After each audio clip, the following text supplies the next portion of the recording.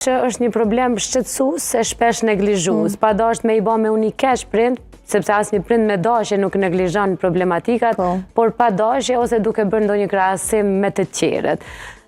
Çrregullimet në të folur, kur konsiderohen që janë çrregullime në të folur, sepse është edhe një moshë e caktuar kur nuk është shqetësuese.